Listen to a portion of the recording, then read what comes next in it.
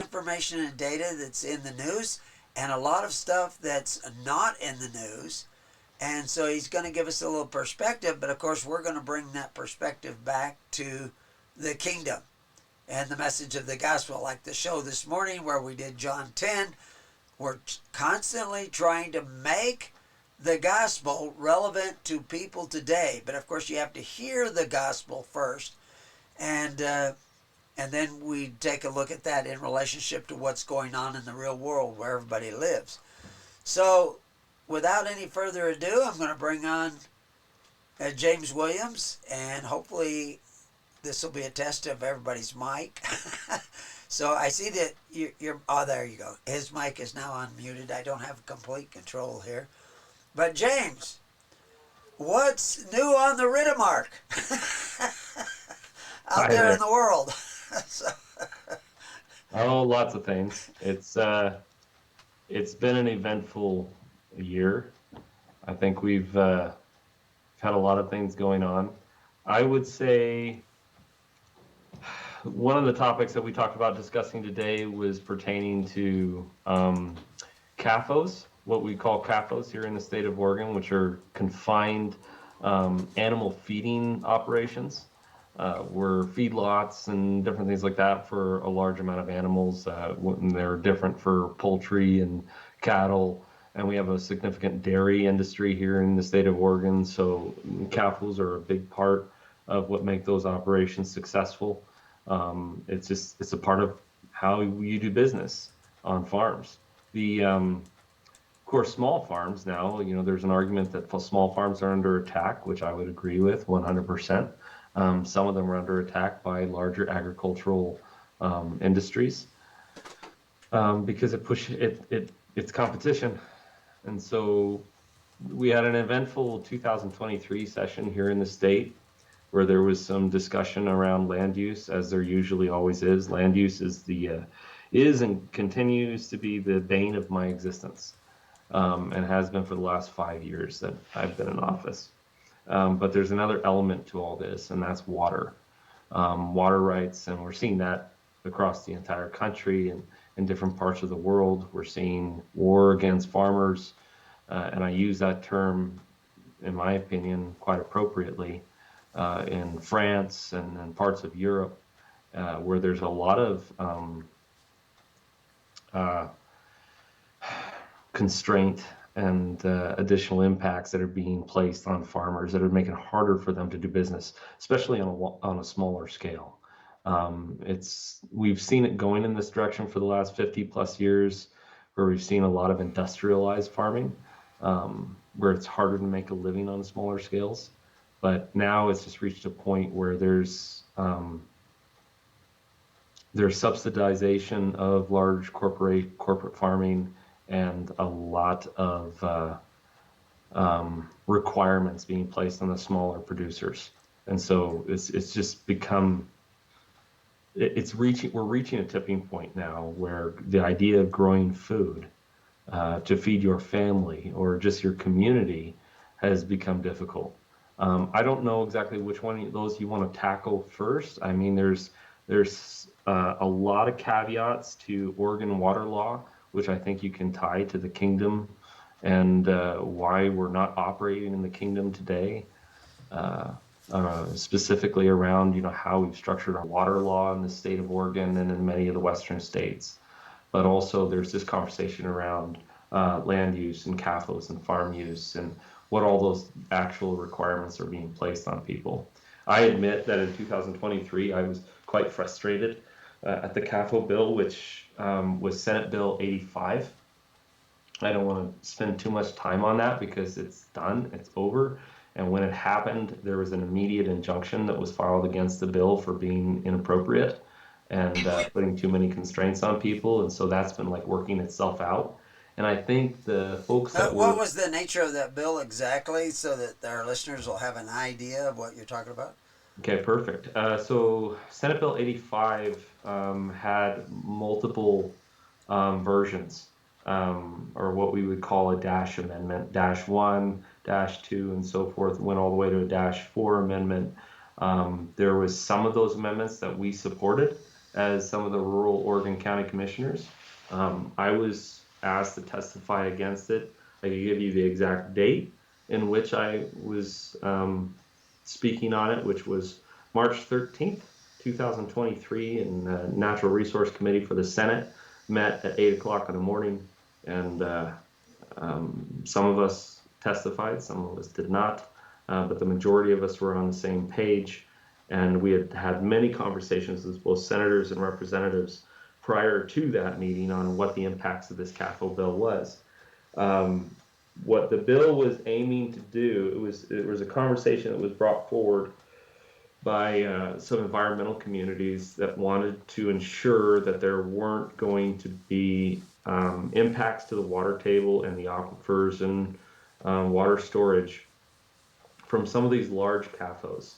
Again, that's confined animal feeding operations, which, you know, several thousand cattle in one single space.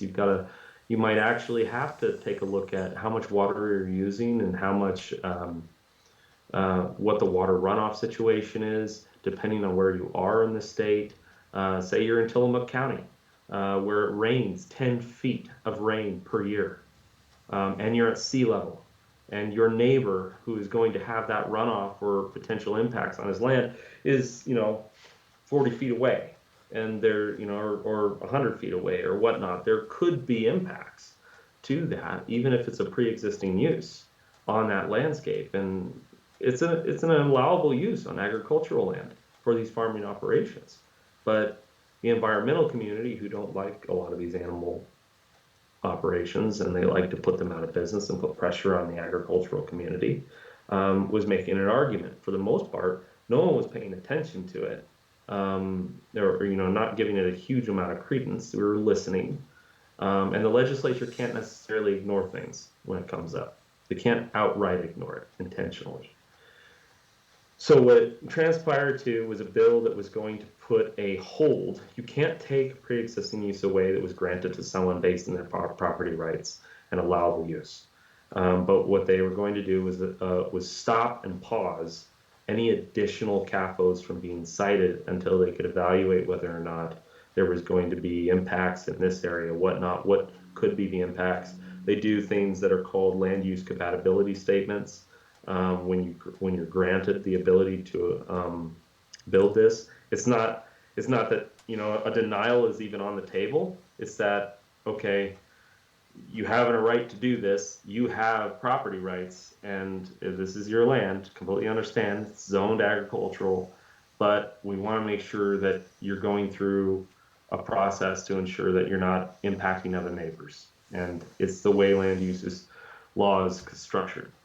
Now, I have a email, not an email, actually, it was on Facebook. I had shared a, a video about the influence of, well, there was a lot of things to it, but financial influences and stuff like that of Congress. That if, congressmen are influencing a lot of things in to the government by regulation, and then they're investing in companies or investing in stock where they're making millions of dollars because of the choices that they made and imposing these laws. And they didn't used to do that. And we have, they gave the in the video originally, they gave the example of if you're a sports guy, you're on a team, it's going to be playing in the Super Bowl, you can't bet on the outcome of the game because you could throw the game and make a lot of money. But yet we let congressmen and senators, it used to be ethics had something to do with it where people just didn't do it.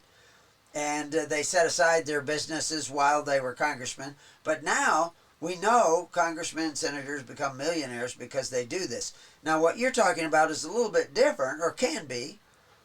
But when I posted that, somebody came back, Matthew Kingman came back, and it says, why do we A, have a Congress, and B, regulate anything? And of course, you're talking about regulation. So I kind of took it all the Okay. way back to the beginning. So, Why and do we when we do see this? this, you have friends in Holland, and you see what's going on in places in Europe, and they are Yes. just, and France, they're just running farmers out of business with Right. regulations.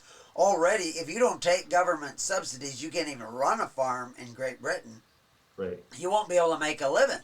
Hmm. Uh, and then now they're coming along and regulating if you are trying to regulate if you have one goat or Right. Right. one cow. Which, and yeah, I'll get to that. We'll get to that. But what I wanted to go back to is because I don't know if all our listeners quite picked up on it. If you have a dairy farm with 100 dairy cows or 200 dairy cows or 300 dairy cows, and you might be a family farm, not even a big corporate farm. You might have been incorporated, but you're a family farm. And you've got 100, 200 cows pooping and urinating. What are you doing with all that? Like you say, if you're 50 miles from a water, not 50 miles, but 50 feet, 50 yards from a waterway, and you have a big rain in places like Tillamook, they can wash, even whether you don't intend it, it can wash a lot of that into the river and change the nature, the pH of the river. And somebody, the neighbor down the river, the neighbor 2 miles down the river, the neighbor 10 miles down the river is going to get different water than he normally should get. And you should not be putting that into the water. And the way it does under common law is all the neighbors get together and they go and they say, stop doing this. Right. And they tell them, and we see the scenes in the Bible where they go to the tribe of Reuben, and who's on the other side of the river, and they come to talk to them with their swords at their side. And of course, Reuben assures them that no, we got you in mind. We're going to be careful, but that's a real problem. So people say, well, why do we have anybody regulating this? Well, the government often is the source of that regulation today, because all the people in Tillamook don't get together. They're all scattered flock. If their neighbor's getting, abused by another neighbor, they don't run over to his house and say, stop abusing our neighbor, because they don't care about their neighbor's rights as much as they care about their own. And that's what we're seeing with some of these complaints about some of these laws that they're passing, is that somebody's complaining. But Yeah. we just saw, like I said, through COVID and all this stuff, people were getting their businesses shut down. They're getting their life savings drained away from them, and nobody knew what to do or how to do it. And so people think, well, we'll get the government to fix this. But every time you do that, the government gets more powerful. So a lot of times you're in there making votes, or you did testimony on bills you're not even going to vote on, because you're a county commissioner. Right. You're totally bipartisan. You're not a Democrat or a Republican or a Libertarian or constitutional, whatever they call that party. But And, you're yep. just trying to do what's right with the tools that are available to you, but you're also trying to get the people to start doing what is right, so that you don't have to be asking the government to regulate everything. So with that picture in mind, yeah, there's a need to regulate one another if one another is damaging your neighbor. And if you're slothful in that, government will get more and more powerful. So you bringing the perspective of your voice to these matters, and I've heard it from other commissioners and other people saying that you bring up stuff that nobody even thought about, because all these people went to public school, which was teaching them what to think. And you're bringing a different perspective to it.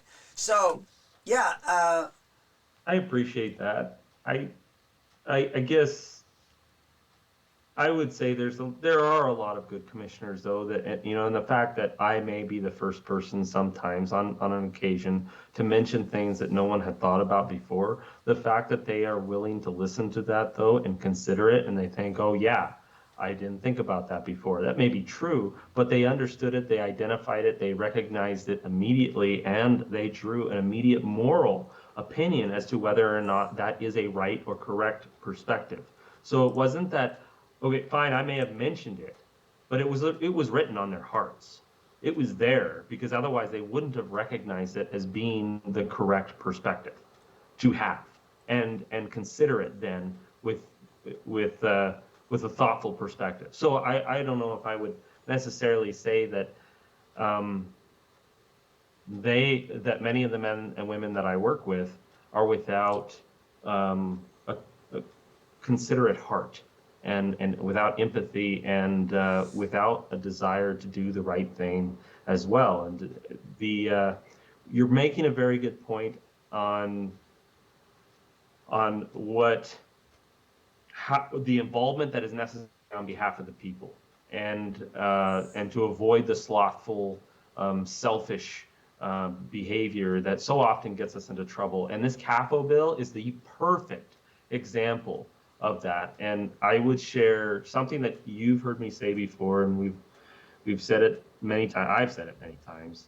Um, and I shared this with the Oregon Senate president and a number of other reps and senators on this issue. We were kind of sitting in a room. There was a few other reps in the room, and I kind of looked up at one point, and I said, you know, the real reason we're all sitting here is because most people, as it turns out, are actually perfectly comfortable with the idea of a dictator, as long as it's their dictator. And this bill, when it was coming out, we were against the concept of the bill initially, but in order to, you cannot just come to the table and say no. Yes, I was asked to testify in opposition to the bill, but it's not always as simple as just being in opposition. You need to come to the table with reasoning and a solution, typically in the way of an alternative. And so one of the alternatives was, instead of saying no to CAFOs outright and stripping people of their land rights because the environmental community wanted us to simply say no and to go retroactive even and make these things illegal. And it's like, no, actually, you cannot do that.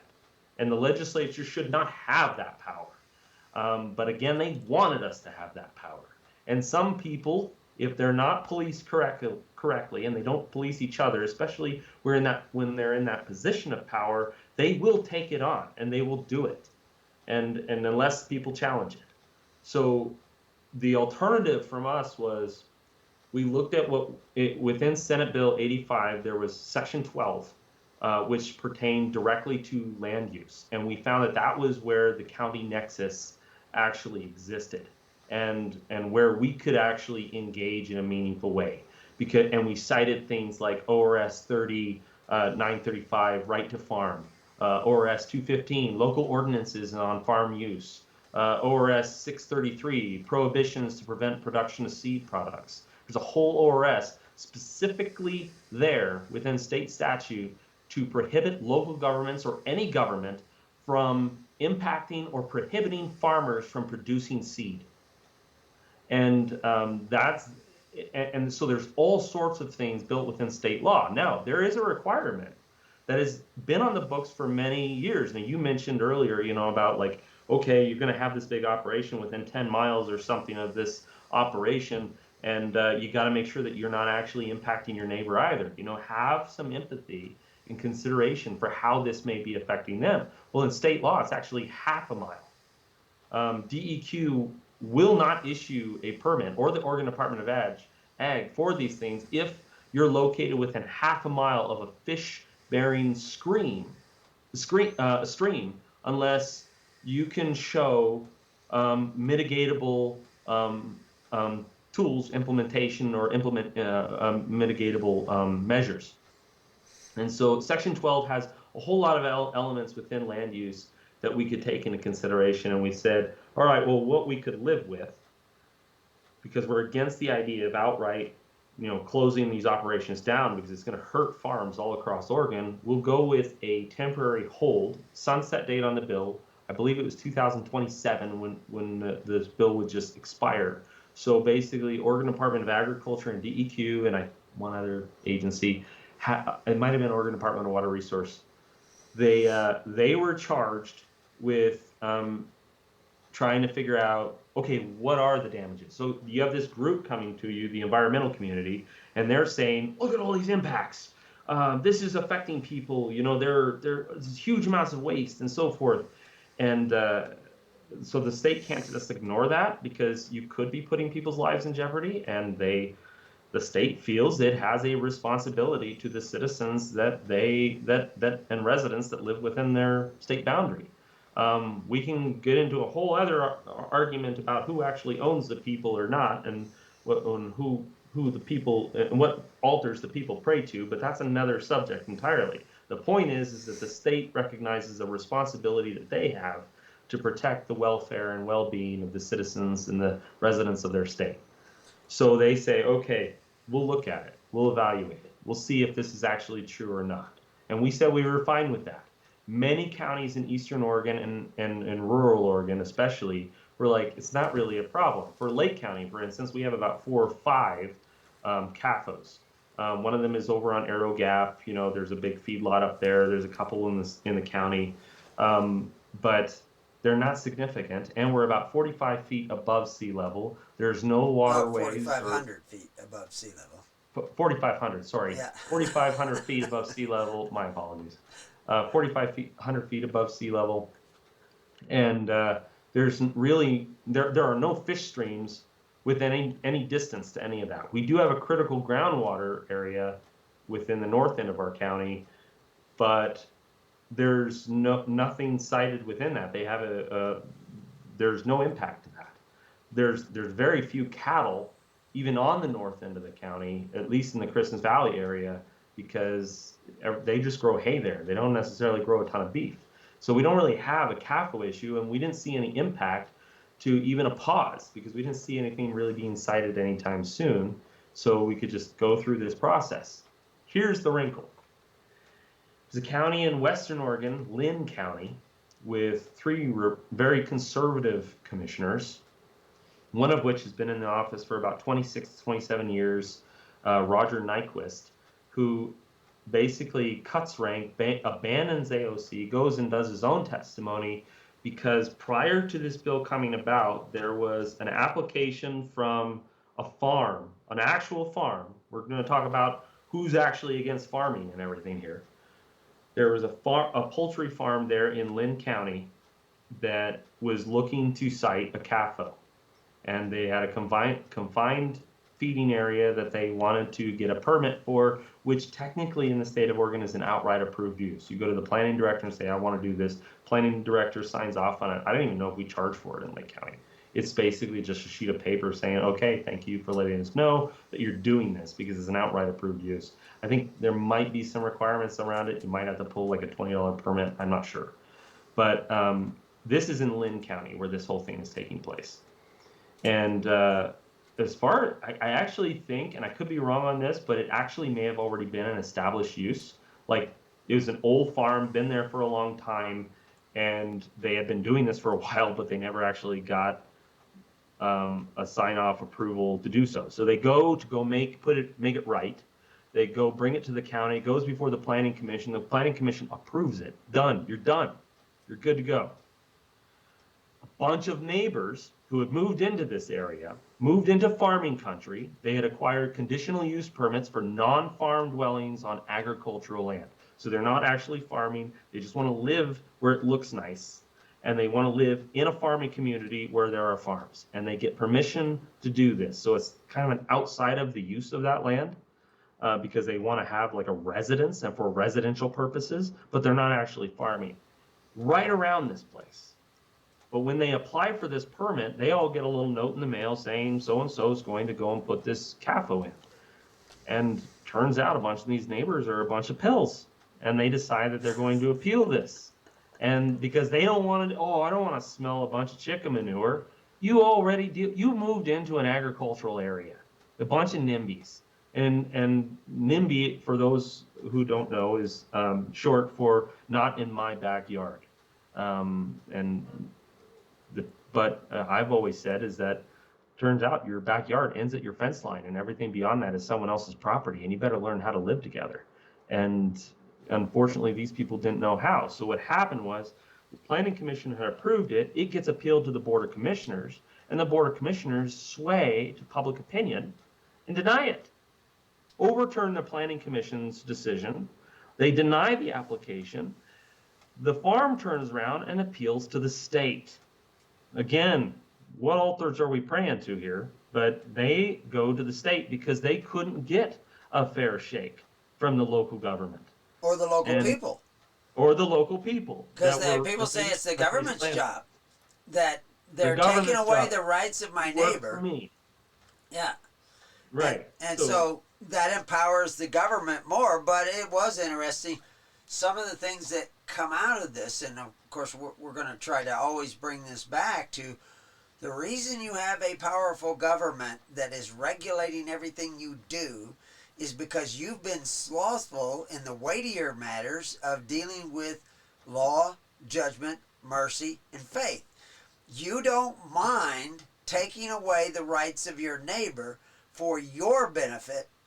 Yep. And so this is the devil's hand is getting you to look to the government to solve your problems. But go ahead.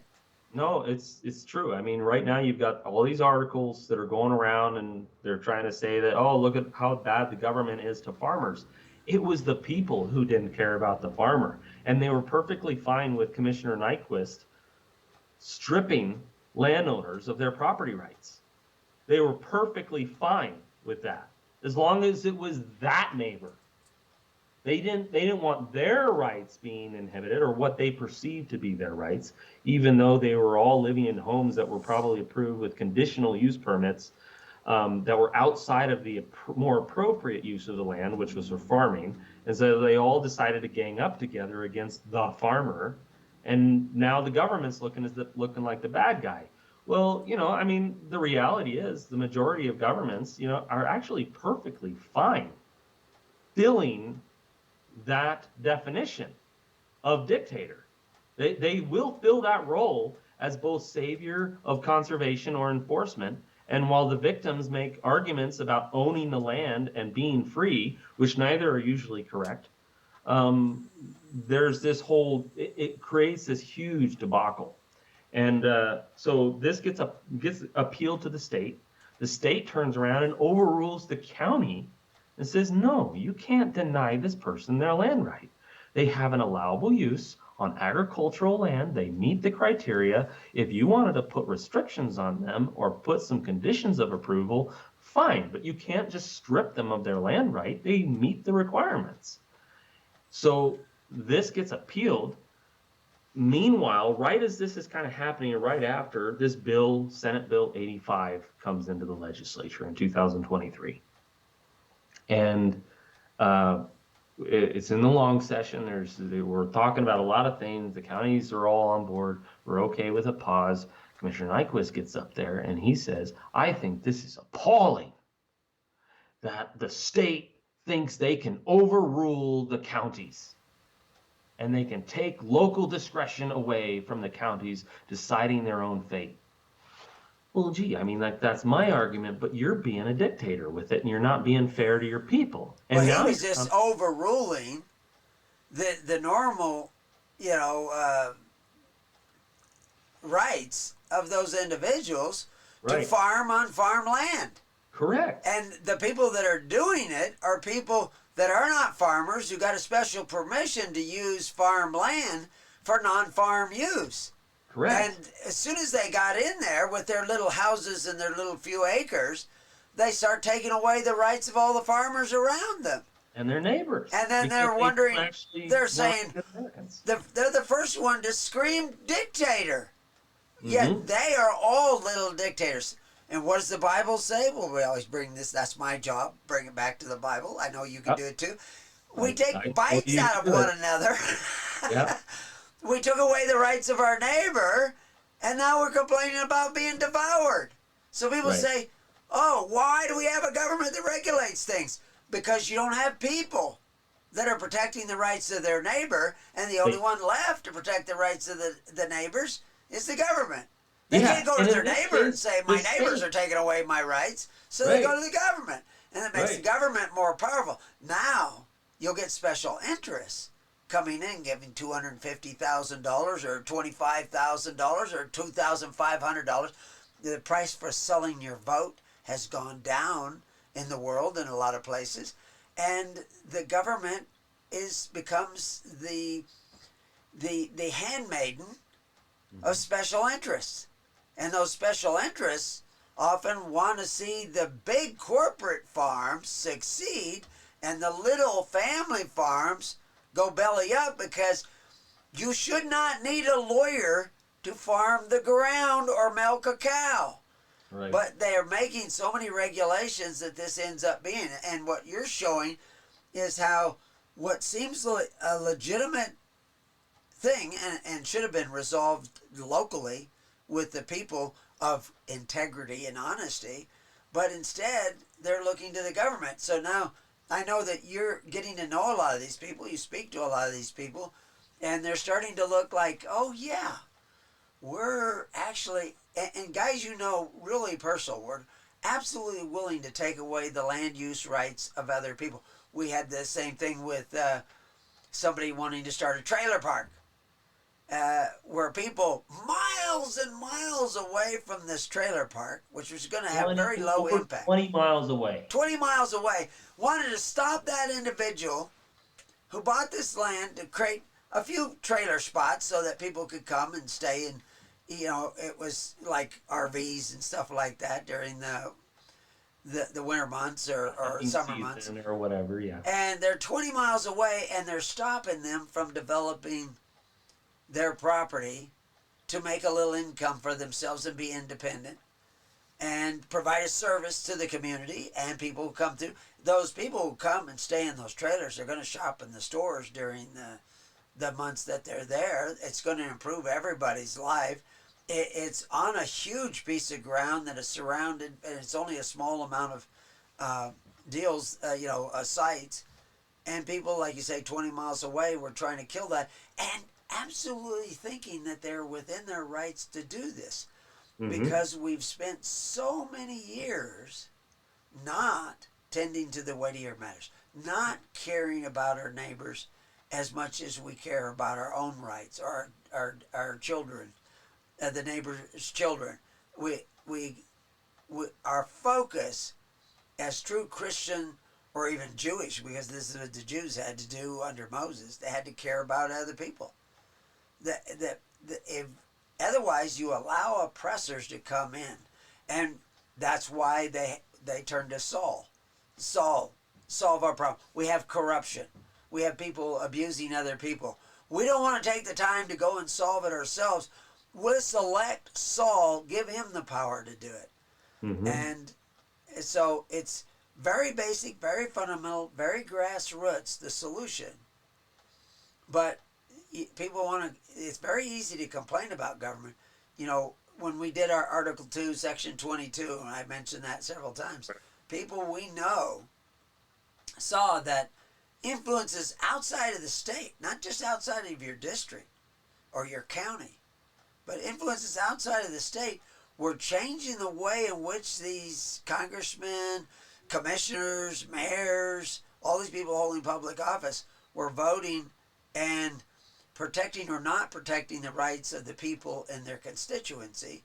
Mm-hmm. But they were influenced by this money coming in from outside. We just did a program a couple of weeks ago about how people, and they don't even think it out. They don't even realize what wrong they're doing, what Pandora's box they're opening.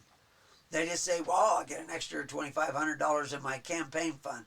Or in the case of the former governor, it was $250,000. It was $250,000. It was $250,000. $250,000 from in her campaign fund after she said she wasn't going to run for office. From George Soros. From George Soros.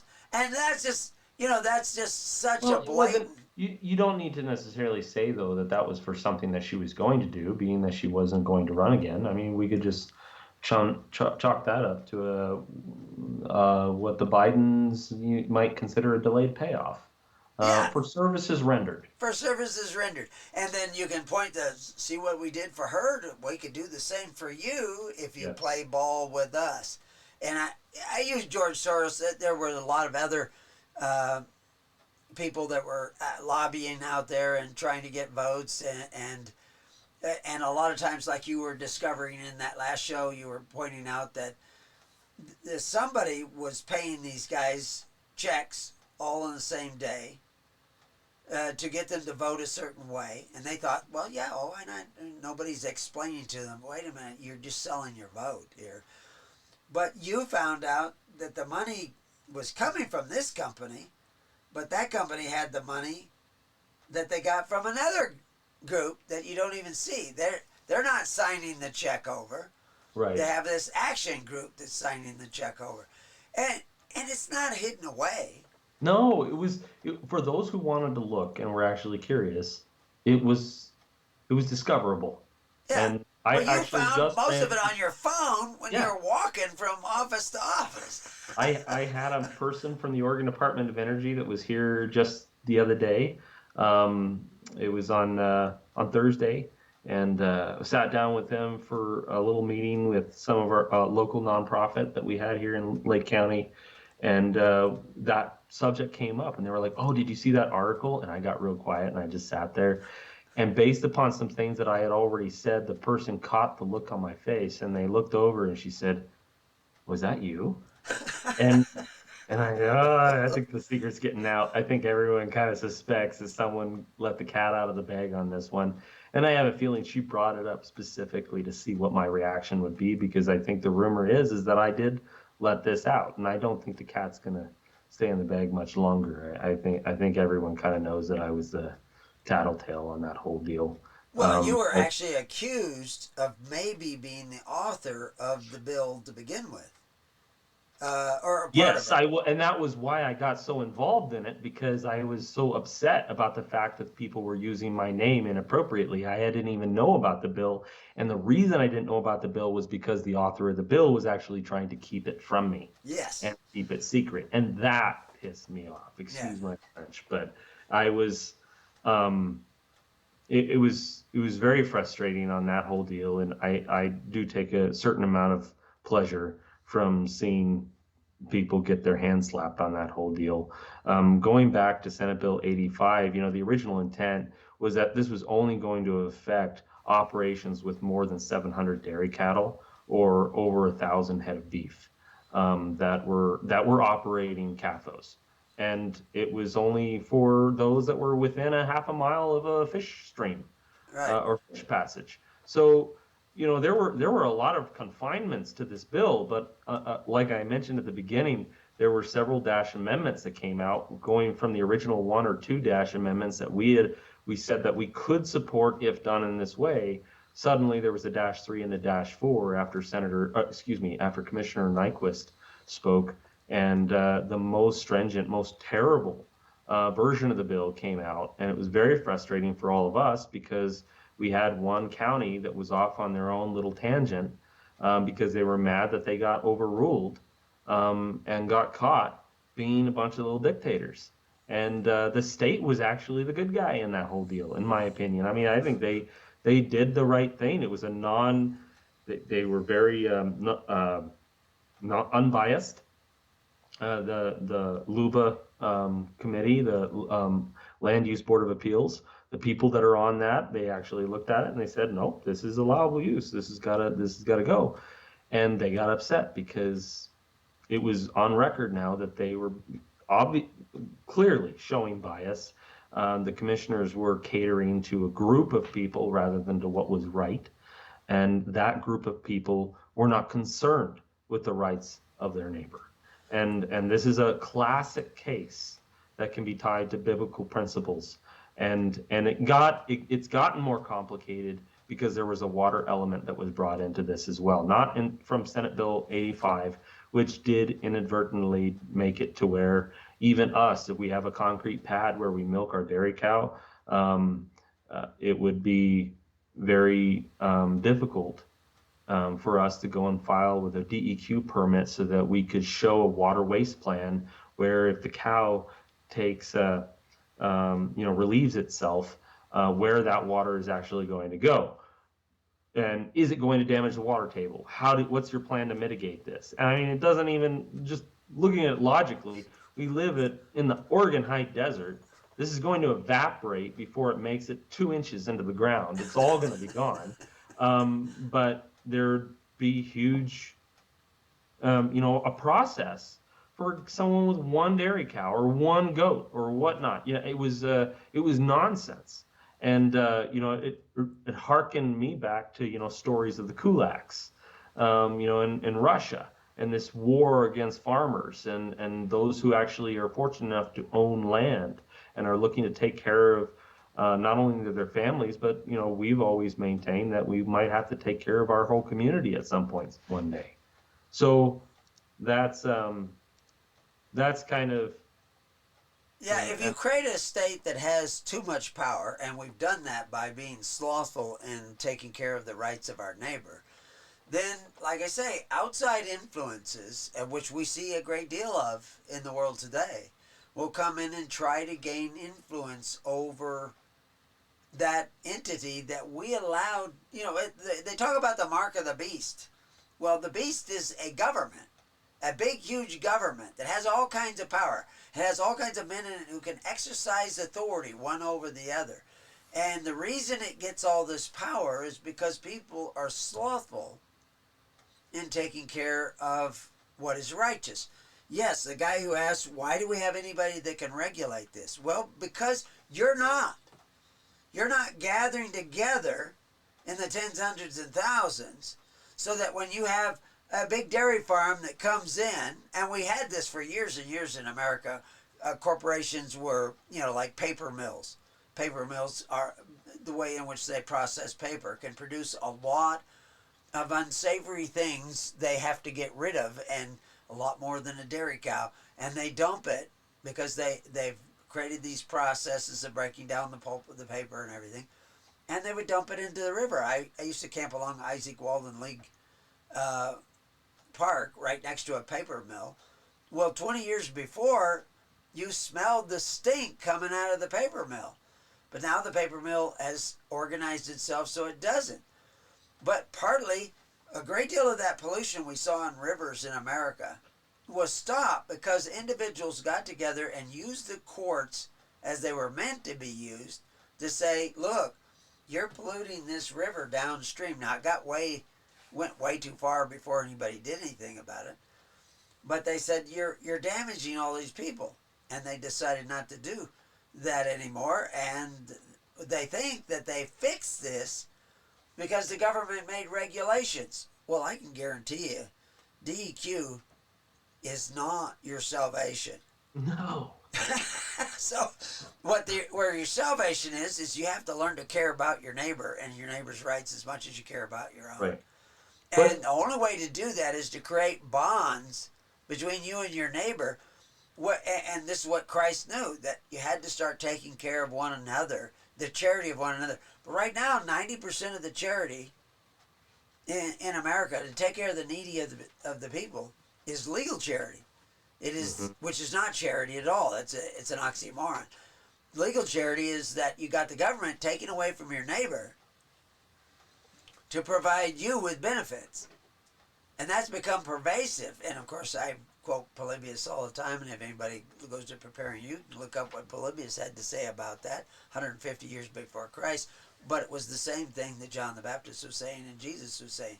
One of the things that you brought up that I wanted to touch on, and I know it'll open up an entire can of worms, which we should not address in this show, but you're talking about if you do things, practices on your property that destroys the fundamental right to produce seed, as you gave as an example in the statute, that's a violation of law.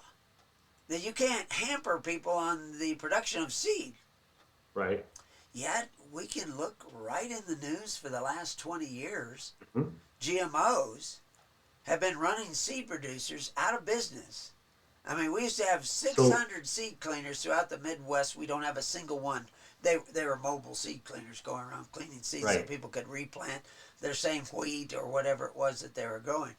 And they've been all run out of business while we were all going to church and singing our songs by people who produce GMOs that do not contain the pollen of their GMOs on their farms Right, blows over.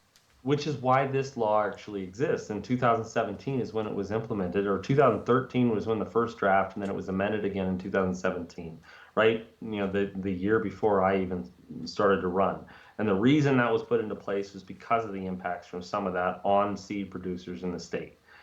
We have several seed producers here in Lake County that produce seed. I think Down Valley Falls and places. Uh, there are protections there, but remember, and this is very critical, and I don't have the language in front of me, but I remember reading it, and I can provide it. This is somewhat paraphrased, but those ORSs on specific to the seed production are prohibiting local governments and local agencies from writing rules against this or adopting ordinances and laws that impact or prohibit that seed production. Nowhere in there does it say that the state can't. The state is simply saying no one else but us can write rules on this.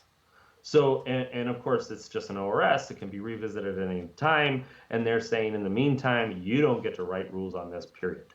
So I quoted it as, many of these things are just a matter of perspective. I quoted it as a good thing, and it can be used in a good way. But it can also be used in quite a terrible way. And maybe just lightly, I'll use another example of that, going over onto the water subject.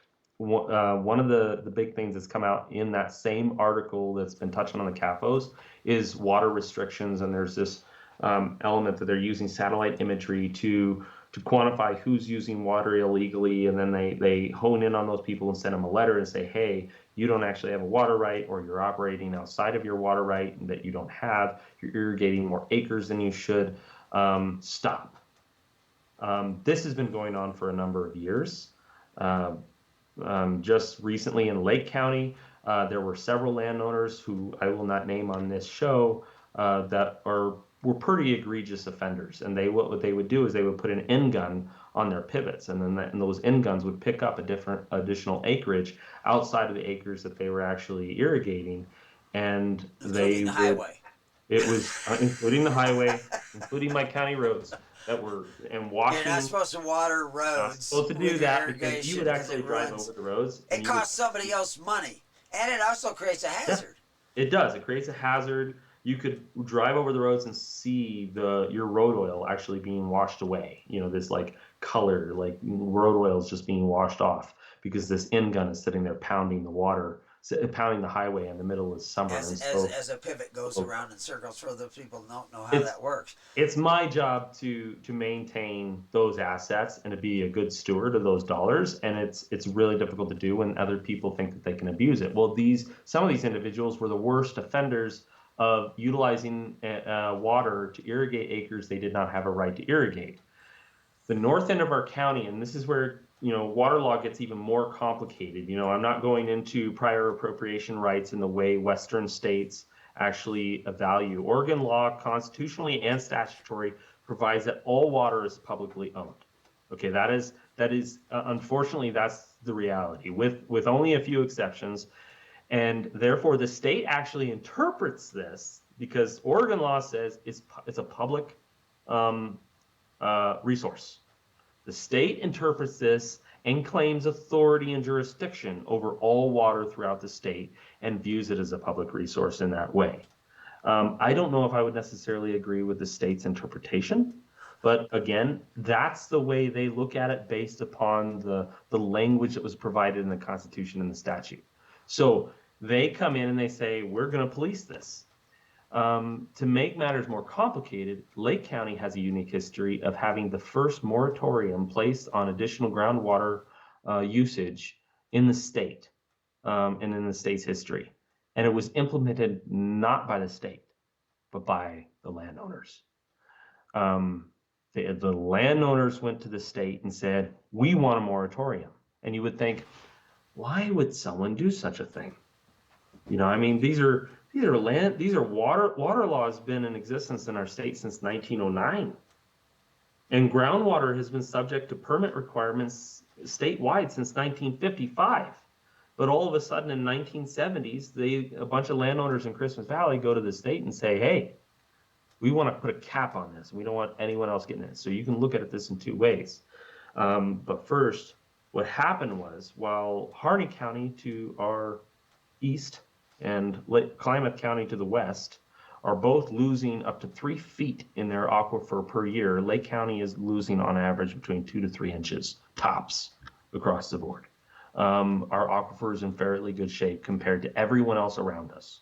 And that's because, some would argue, because there was a moratorium put in place, and they were trying, that some would look at it and say they were trying to preserve a resource for future generations. You could also look at it as those who had wanted to make sure that no one else had or got. And so it's a matter of perspective on this. But it was the landowners who went to the state and said, hey, I have a prior appropriation. I have a water right that goes back, a century. And I want to make sure that that's there for my kids and grandkids. And I got neighbors over here that are using water rights that they have no right to. So the state goes about and does it in the only way they can, where they don't get a gun put in their face, and they look at satellite imagery and they send the person a letter. Over 2,000 acres were being illegally irrigated within the north end of the county that fell within a moratorium area that was implemented by the people, not the state. And it was people that were arguing for that enforcement to take place. And I'll lay you odds that a lot of the people that were arguing the loudest for that enforcement were also the people that were abusing their own water rights and taking more water than they should. Several of them. Yeah. Several. Not all of them. I say this, everyone involved in this. That's just human nature. I know corruption doesn't begin in government. Corruption begins with the people. Correct.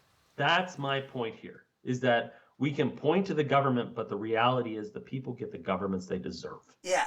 And in this case, they actually got the government they asked for. As long as you look to government to solve your problems, you will always suffer tyranny. And that was said hundreds of years ago, before the American Revolution, by an Englishman in the parliament. So I question then how, and this is something I struggle with. And one of the reasons why I struggle quite significantly on how to do my job appropriately, and also be a good Christian. And I'm always sitting there weighing what God wants me to do. And I imagine King David did the same thing. God told him, you don't want a king. I don't want you to have a king. You shouldn't have a king, but I'm not going to say no if you want a king. And the people elected a king. And he's like, all right, here you go. Have fun with this. And then you get David eventually, who's the king after God's own heart. And he's sitting there weighing things all the time. And man, he screwed up multiple times.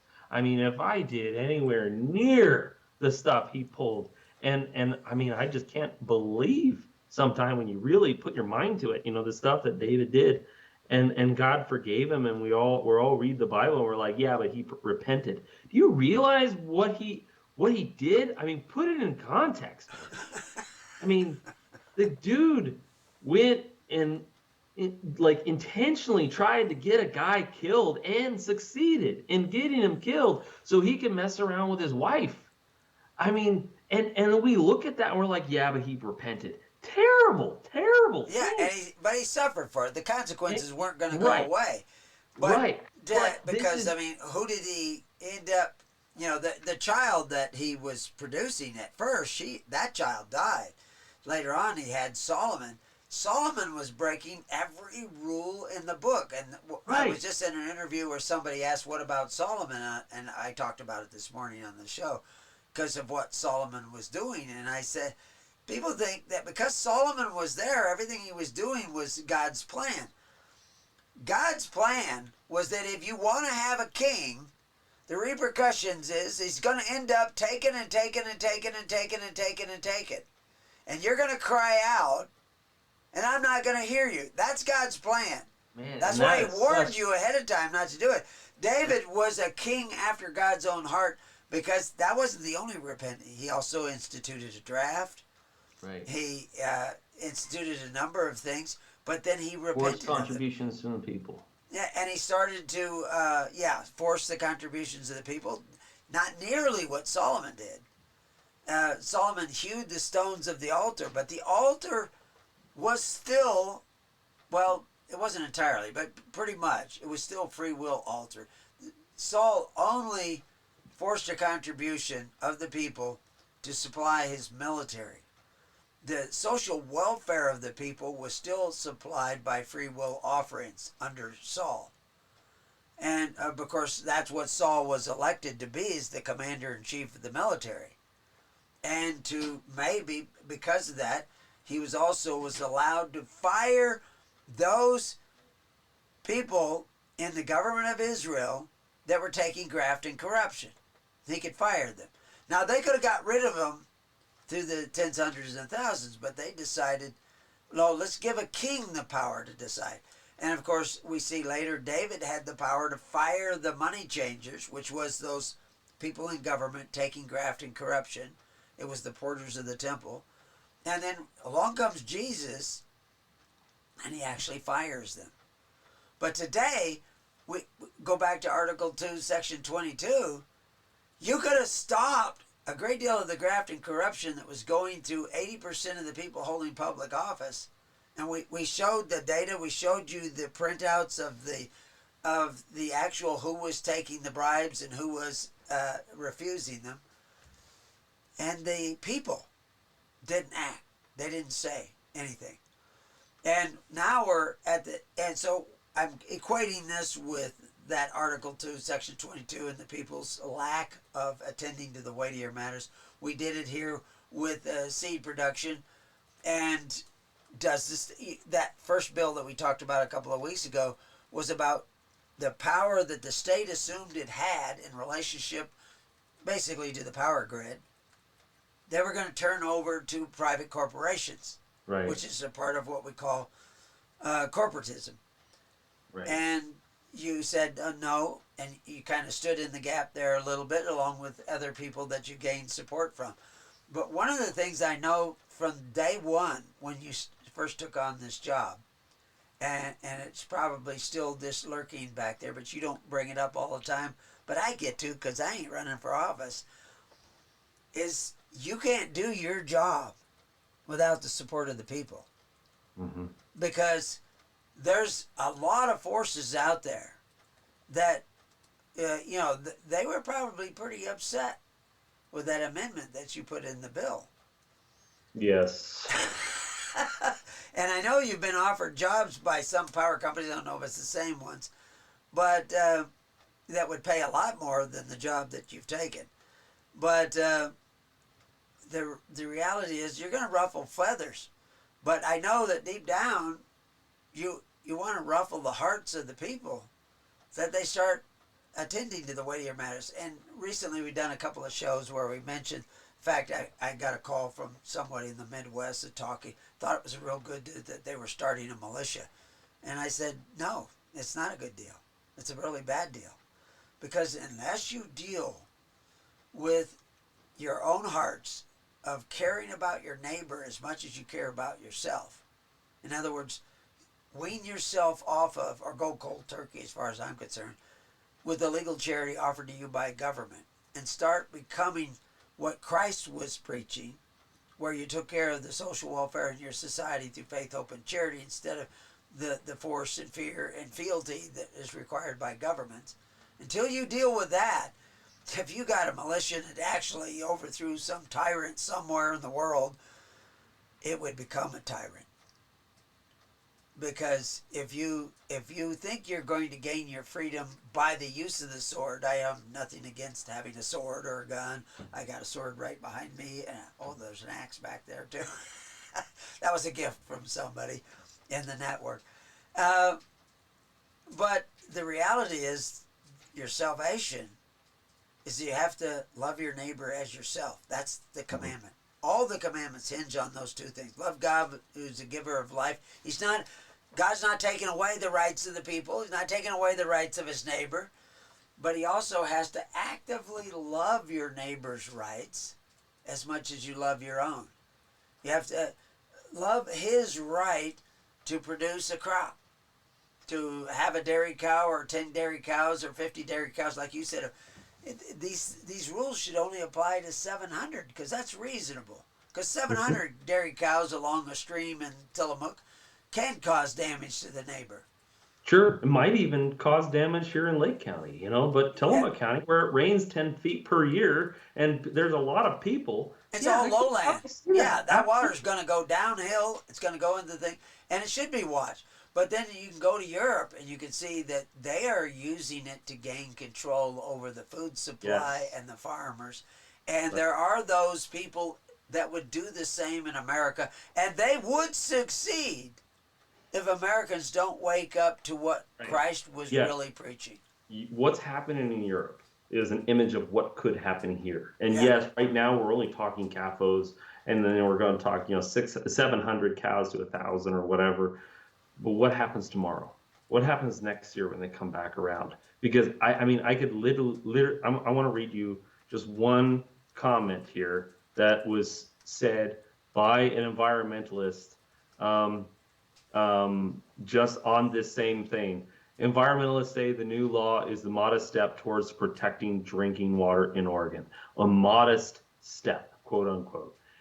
She says, it's really notable that our coalition and legislators were able to finally stand up to big ag and pass a bill that even enacts modest reforms on the factory farm industry, said Tara Heinzen, the Food and Water Watch, with Food and Water Watch, because this is an incredibly powerful industry.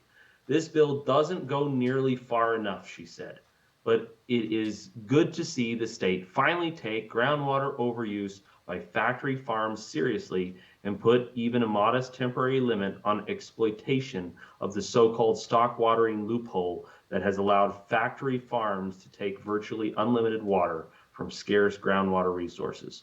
Now, again, all of this stuff is, it's a matter of perspective. This actually wasn't a bad article. Jeff Windler, who is the director of livestock operations for 3 Mile Canyon Farms there, his operation has 35,000 milking cattle based in Boardman.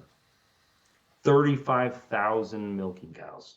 So, like you do talk about industry like this, that could have an effect. I could understand. But when you start catching so many of these other folks in the crossfire, it's very impactful. And this is a question I would pose on here because I get asked these questions a lot, and people ask me to give, what do you think the right thing is to do in this situation? Well, here's an example. In one of these articles that came out, there was a young woman over in the valley. She had a small little farm there. I can't remember how many acres she had in full, but her garden was around 3 to 5 acres or something like that. And in the state of Oregon, you don't even have to have a water right in order to irrigate up to a half acre. You don't need to have any kind of prior appropriation. You're just allotted that as, if you've got land, you can irrigate it. Even if you live within like a municipal water source, you might have some trouble if you're in an urban growth boundary, but like Christmas Valley isn't. It's not incorporated. They do have a municipal water district for a service, but so you have to pay for whatever water you use typically. But you can also drill your own well within that water district. Even if it's in a water district, you don't have to buy from the service. So if, let's say you had a well, and you can irrigate up to a half acre. It could be a lawn, or it could be a garden. This one lady, she was irrigating several acres. I think it was like 3 or 5. And she'd go to the farmer's market and she was selling food. And it was her main source of income were the vegetables and food that she grew on her farm, which is, a great deal. I mean, like, good for her. She's living her dream. She's actually got land and she's wanting to produce something with it, which was the original intent of Oregon water law, which was to encourage the water use to be put to a productive. to purpose. production. Because Yeah, it's production purposes. serving the community. Correct, which was the original intent of Western water law in the first place. So she does this though, and she doesn't have any water right outside that half acre, but she's irrigating like 5. And so the landowners around them, if they start having impacts from the water rights that they do have and the prior appropriation rights that they maintain, and they feel like, they have a right to, which according to the law, they do. She makes a sob story saying, I don't understand. Why is farming now illegal? Well, it's not illegal, but the use of how much water you're using could be argued to be an illegal amount. And so you received a letter saying, you're not allowed to use this much. And so now you're upset. You've gone to the paper, the news, and everything else, and you're making this argument, and you're getting a lot of people worked up because everyone's mad now, thinking the government's coming for them and so forth. And I'm not saying that there isn't a war on farms, not at all, in the slightest. But I have a serious question on my hands now. What's the right thing to do in this situation? It's not that I have anything against this woman. In fact, I think it's great that she's farming and she's actually able to generate a decent income. And she's obviously put in a lot of time and effort. And she's also, by now, she could actually make an argument that she has an established use, but it's still going to be a junior water right. It's not going to supersede any of the senior water right holders with prior appropriation rights based on any Western societal law. So what's the right thing to do here? That's my question. What would you say was the right thing in this situation? Because you could look at it in 2 different ways. The neighbors both have water rights. She doesn't on paper. She has a right to a half acre, and she was only told to reduce her garden back to a half acre. And there was words in the article like she's looking at all the garlic she planted, and there's investment there clearly, and she's thinking, I hope it makes it because I can't irrigate it anymore. So what's the right thing to do? Well, if the people actually care, I know people who, a widow lady on her property, and she was trying to make ends meet, and she was getting older and older, and it was more and more difficult. The local community would make sure that she had enough to eat, make sure that she was taken care of. She wasn't related to anybody there, but they just did it. They went out of their way to make sure that she was provided for. And we've seen this with when we deal with somebody that's hardworking and productive in the community. We go out of our way to help take care of that individual. I think we should do a lot more than we're doing. And of course, there are other people that have been a pain in the side of the community, and people are less likely to run over and help them out when they get into trouble. They may look at the jail roster to see are they in there again. But that's just human nature. When we're allowed to see the jail roster. But yeah, that's another story. We're not opening. It's done now. It's done. Did you fix that? Yeah, it's all fixed. Okay, good. It turns out it's actually in every state of the union to hold people in jail secretly. Yeah, I know. That's when I first heard that. I said, do we have a secret police now that's holding people in jail and not telling anybody? That's why we have Guantanamo Bay. Okay? Yeah. I don't want another Guantanamo Bay started in Lake County. What the heck? Yeah. But people don't discuss these things, and so they just get an idea and they think, oh, well, yeah, we can do that. No, you can't. It's not right. It's not fair. But we're not used to thinking in these terms. But you were talking about that lady and her right.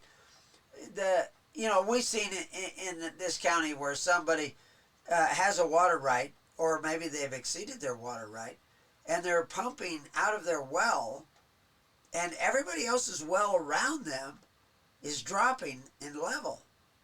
Potentially. Yeah, well, actually, in some cases, we actually saw it dropping. Sure, absolutely. I've seen it in Christmas Valley, and I've seen it down in Lakeview. We've seen it for us in Summer Lake. Yeah. Now, how much of that is because people are pumping, and how much of it because they just put down all kinds of wells? Sure. But still, and they'll make it. The state comes along. If we don't have a voice, we've done this where we went down and we said, no, you can't take that land and change its status because that affects everybody else in the community. Right. And in a big way. And they were already taking all kinds of water out of the ground that they hadn't been before. And we see that the water levels dropping so that people who had water at just their domestic house was decreasing.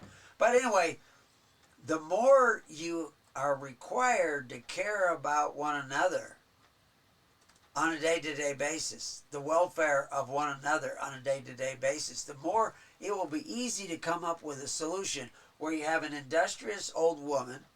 You could give her a temporary permit because all the people round about her say, yeah, we'll let her have an extra half acre from our place. We'll let them have an extra half acre from our place. And because she, just to her, because she's using it for the purpose of that we have this, that God gave us the water. She's producing food, she's taking care of herself. But we don't do that. We think like, how do I get more? So, to that point then, Yeah. and I appreciate where you're going. We didn't rehearse this or anything, but you're basically making my argument. Well, So we are related, so. it happens, you know. I mean, we probably rehearsed it at some point or another, but I'm probably using different. This is why I have this perspective. But basically, what you're saying is, if forgive me if I'm, paraphrasing this wrong. The answer to this scenario would not be more government overreach or government enforcement, but neighbors saying, "Hey, you're using a lot of water. You don't have that actual water right.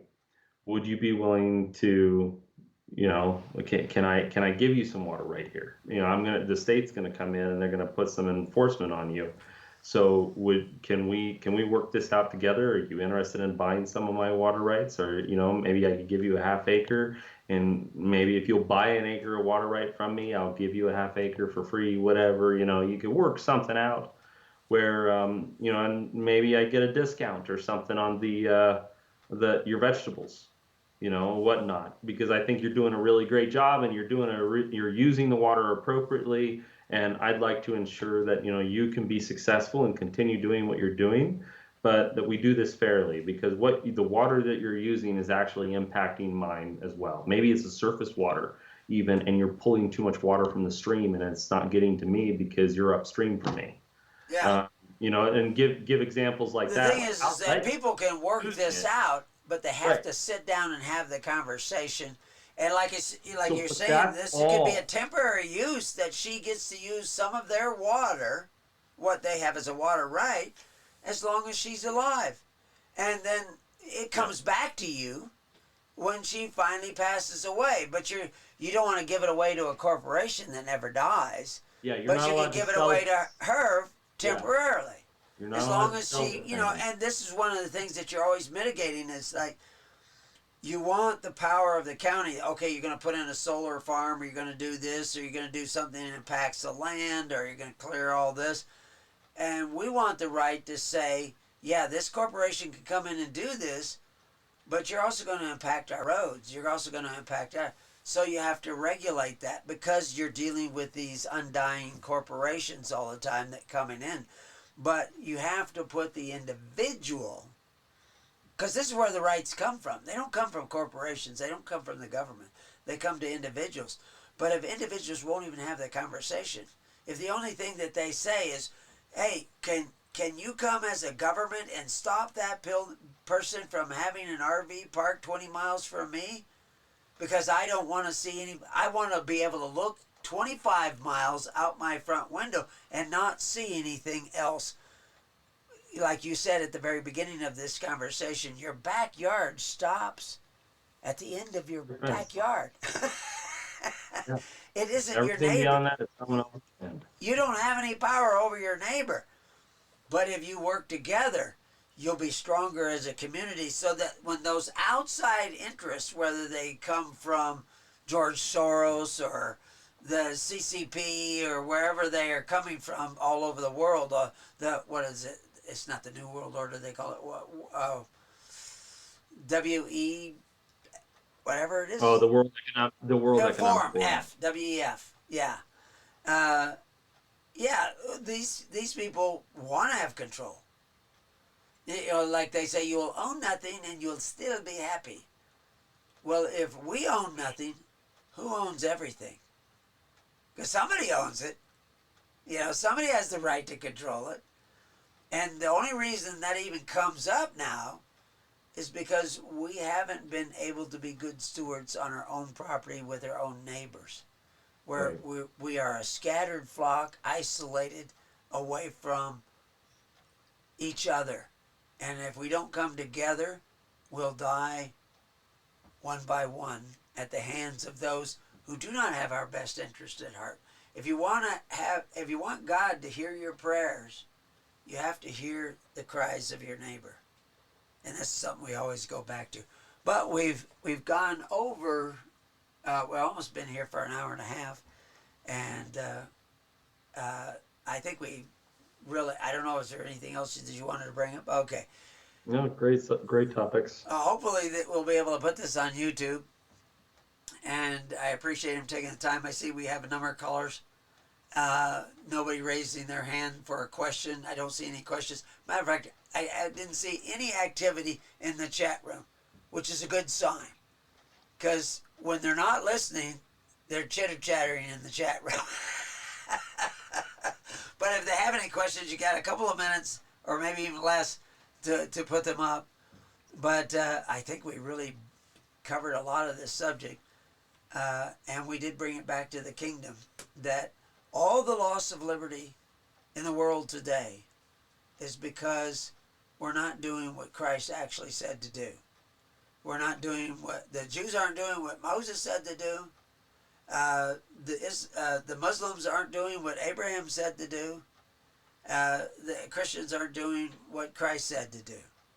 They think they are, but that may be a strong delusion. But anyway, I really appreciate you coming on and taking out your time. I know you're not out in the country. You, No, I but did take this photo, but no, I'm not out. I'm not up in the forest right now. did you No, actually take that photo? I did. Oh, okay, okay, That's up on Fremont Point. It's looking up north towards Bend. okay. You can actually see Table Rock and Fort Rock in the background, and it's a real clear day. It's a real nice shot. Yeah, well, we'll have to save the story of your famous dog that appeared before the county. Was it commissioners that we were mostly dealing with? The commissioners and Yeah, it was about 150, 200 commissioners or something in the room, and then there was a bunch of lobbyists and different people as well. yeah, and everybody was all of a sudden at the last minute doing a PowerPoint demonstration. You didn't have one, and so you put together pictures of your dog and just kept clicking for one. It was the biggest hit I think you've seen. Yeah, it's Had legend. nothing to do with the topic, but No, you were able to bring humor to it. I thought that really what the real story there is you were raking people over the coals yeah, for their abuses of power, right. and everybody was loving it because your dog is so dang cute. Well, I You couldn't have thought of this except you were cornered to, but it was a great opportunity. yeah, it just sort of happened, and I could just touch on that real briefly. While you're waiting for responses in the chat, if anyone has any questions. Yeah, we're waiting for any questions that are coming up. Anybody wants to raise their hand and ask a question, you do it by pushing one if you're in the phone Yeah. queue. But anyway, go ahead. We'll give So you that last little bit. yeah, I was asked to speak on a panel with DLCD, or Department of Land Conservation and Development, and a lobbyist from Washington County, and trying to remember if there was, oh yeah, another county commissioner from Benton County, and I'm pretty sure she hates me. She hasn't spoken to me really since this, but we had kind of a group chat on a Zoom call the week before, or a couple weeks before, and we'd kind of met each other real briefly, and I knew the commissioner, but I didn't know the other folks, and we decided, hey, okay, so we're going to talk on this. I'm going to share on this and this. I was the only person that really didn't have subject. I was going to give some county perspective on some land use requirements, on redoing comprehensive plans and looking at housing within urban growth boundaries and so forth. And I was like, gosh, I hate this stuff. I don't want to speak on this. But everyone knew that I'm passionate about land use and property rights. And so they wanted me on this panel. And I honestly did not know what I was going to speak right up until the point where the DLCD guy started talking. I had no script really, and we had decided we weren't going to do any PowerPoints. We were just going to present some notes and some opinions. Last minute, the night before the panel was supposed to take place, AOC lobbyists, or Association of Oregon Counties lobbyists, came to see me, Brandon Persinger, and he says, "Hey, Commissioner Williams, I just want you to know,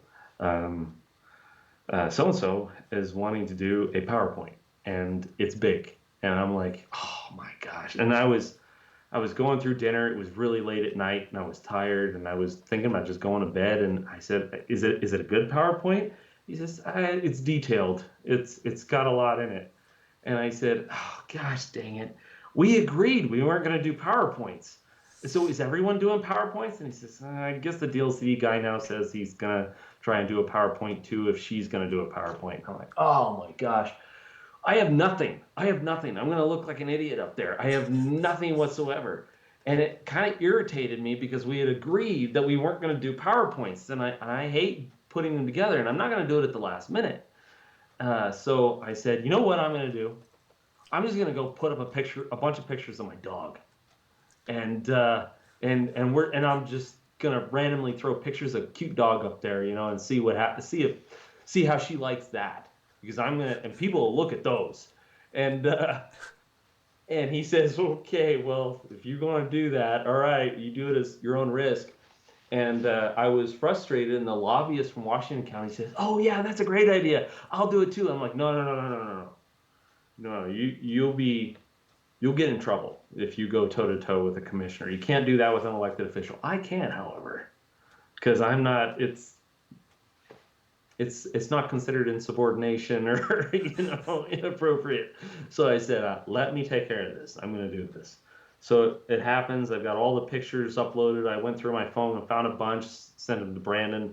He had them on his computer, and he was just looking at me, and he had this little giggle on his face. He's like, this is either going to suck or it's going to be really funny. And I still had no script. Get up there, and when the DLCE guy started talking, he started saying things like, counties need to do this, and we're directing counties that they need to go through their comprehensive plan and do this and such. And the lobbyists started speaking, and everyone did their little slideshow, and I got to speak last. And the minute he had several little points that he talked about on urban growth boundaries and what counties could and couldn't do, and this is right and this is wrong and everything. And he started drawing all these correlations to what local discretion should look like, and I instantly had my speech. Basically what he's really saying is that this is how we should take away the rights of the people. That's exactly what he was saying. And so I had my speech. I knew exactly what I wanted to say. And I was mad in addition. So, you're going down. Every single one of you are going down. And so I got to it, and the first shot I put up was something a little bit similar to this. There was some wheatgrass in the background and everything, and some open farmland. And so I just said, so I just want you to know, being that we had agreed that we weren't going to do PowerPoint, I don't have a PowerPoint, but I do have some great pictures for you all to enjoy. And just so you know, nothing that you're going to see on this screen has anything to do with what I'm going to say. And so then I just started putting up pictures of my dog in the background, and then I started going through it, and I proceeded to roast and fire shots over the bow of DLCD and the state agencies for imposing these requirements on local jurisdictions that already had comprehensive plans in place, and that you don't get to tell them what they do or do not put in their comprehensive plans. and forbid them from expanding urban growth boundaries and so forth. And so and then every time I would make a punchline, I would click the screen and it would do another picture of the dog. And I just had the whole room laughing and on the edge of their seat, wanting to see either what the next picture was going to be or what I was going to say next, because I was getting a little pissy. I was getting nasty with these guys, and they thought it was funny. And there's all these local government guys and lobbyists, and they're like, "I'd get fired if I said that," and I just kept going. And so we've seen this with comedians, which is why they try to cancel so many comedians. You didn't have to say anything funny. No, I did. I actually. But you had the comedy relief in the images that were popping up, and you had some help. I know there was some plants in the audience that somebody had put I didn't have any plants, but there was a commissioner in the audience that saw the picture, knew it was my dog, and the dog was covered in snow and everything, and it was winter and so forth. And the picture showed up on the screen, and I could hear a guy in the back go, "That's July in Lake County." Or the oohs and the ahs. Yeah, and then there was a David Yamamoto, commissioner from Tillamook County. He said he was going to start going, "Ooh, aw," every time a dog photo came up. And so that was all them. That wasn't me planning that. No, but the reality is the hard things that you were saying were getting heard. Right. Because there was the comedy relief. Otherwise, if you just stood up there and bashed them one after another, people would start getting uncomfortable. They'd start getting sour. They were gonna like, "Oh my gosh, what's he gonna say next?" and everything. Yeah, but the relief of having, I don't want to say that you were a genius, but it ended up being a genius move. You were kind of cornered into it. It just happened. It wasn't me. It just happened, and I was a little irritated that I had to go and do a PowerPoint all of a sudden, and so that was just what I came up with. But it just came to me, and it ended up happening that way, and it went well to the point where months later I was on the street corner in Salem, and I was walking to the Capitol from the AOC building, and I'm standing there, and a guy walks up on my right. And I'm sitting there, I'm waiting for the walkway to open, and I look over and I just kind of like smile at him, and I look back, and acknowledge his presence. And I can tell he's like looking at me. He's like staring me down and trying to figure something out. I don't know what it was. And it was borderline uncomfortable for me, and I wasn't sure what the deal was. And then all of a sudden he goes, "Let me guess. Lake County." And I looked at him and I was like, "Yeah?" And he says, "You had the dog." And I said, "I do have a dog. What's this about?" And he says, "That presentation you gave back in November, that was the best presentation I have ever seen."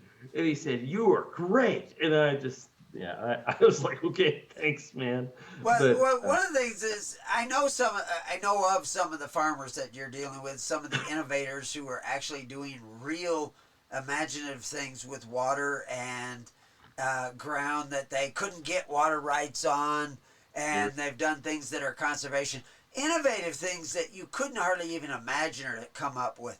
Right. And if we start locking people in so they can't use their land, or the land that they have at least a legal title on, to do the innovative things, you are going to strangle the life out of the people. Right. And there is an element in this world who don't think they are doing that. They actually think that they're saving the planet or, stopping global warming or something like that. They all say they're advocating for farmland, but no one's talking about the farmers. Yeah. Without the farmers, you don't have farmland. Yeah. You have Nature Conservancy growing weeds. Yeah. And ODF&W taking it out of agricultural use and not managing it appropriately because they don't have to. They're a government employee that gets paid whether it's managed right or not. Yeah, now you're opening a can of worms the Spielbauers of our own local community, which is the German for play farmers. I'm sorry. But I apologize. I'm not afraid to do it because chances are they're not listening to this show. Well, But no, I'm a county commissioner, yeah, so but the reality is that it is the people on the ground that are actually making this country work, and they're being strangled. Like I said, you should not need a lawyer to milk a cow. You shouldn't need, an attorney or a firm of attorneys to plant a seed. And the seed that we want to plant in the hearts and minds of the people is that if you want to keep your rights that were given to you by God, you have to care about the rights of your neighbor as much as you care about your own. Now, you can do it by saying, well, I elected somebody and I expect him to fix everything. Yeah, right. But that's the road to tyranny. Mm-hmm. No, you have to become a part. And when you do have a congressman or whoever, that is going to be your representative, you got to hold his feet to the fire. He's got to keep the rules.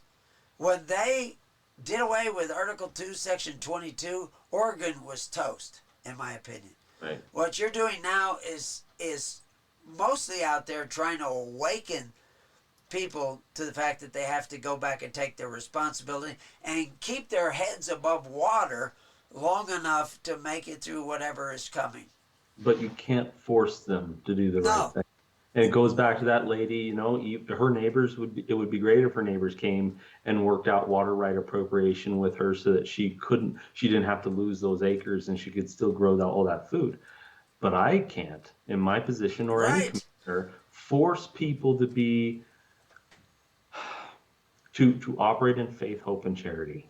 I can't force that. That you cannot legislate morality on the people.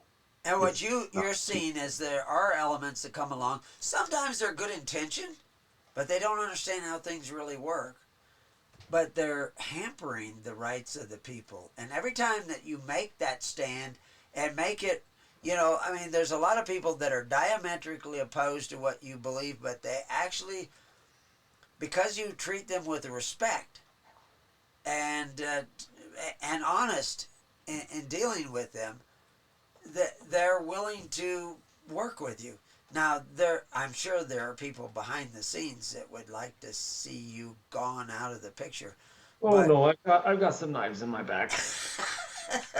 I'm well aware of where the majority of my enemies are. Occasionally, a couple slip behind me, and I lose peripheral vision at times. But that's why you need the people.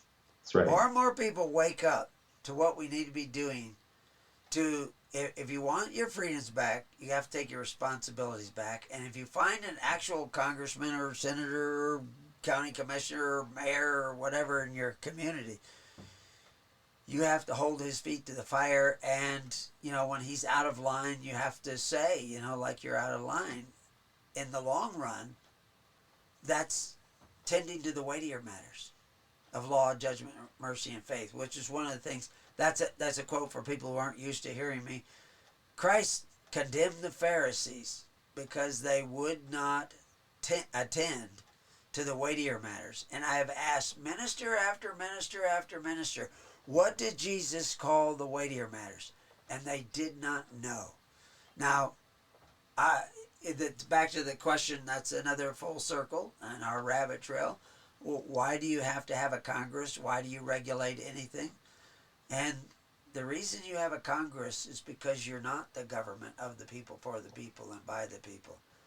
That in the time of Moses, they had a Sanhedrin, which was literally their Congress, but they weren't passing laws for the people. That didn't come for another 1,000, 1,500 years, where the Sanhedrin became, where it was creating statutes. Even if you go back to the study of the word statute, statutes were guidelines. Even in Oregon revised statutes, if you read the precursor statements concerning the statutes, it says the statutes are guidelines. Mm-hmm. They're not really laws. For the bureaucrat, they're laws, because he cannot step outside of those ORSs or the OARs, which is another thing, Oregon Right. Administrative Rules. Administrative rules. They have to abide by that, but that's to keep them in line so that they don't abuse their bureaucratic power. But most people don't even know what the OARs are or the ORSs are or any of those things.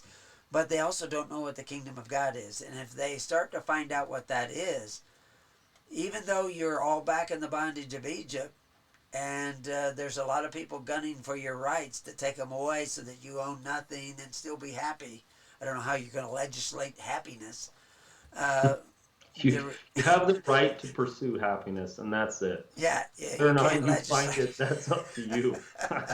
So You are not guaranteed. the trick is to do what Christ said, what Moses said, what Abraham said, and start coming together and stop being a scattered flock. But anyway, with that, appreciate you coming. Don't see any hands Appreciate you up. having me. Next time, maybe we'll talk a lighter subject like Romans 13 or something.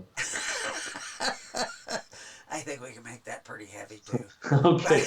Anyway, thanks for coming, James. And we'll probably bring this show to an end.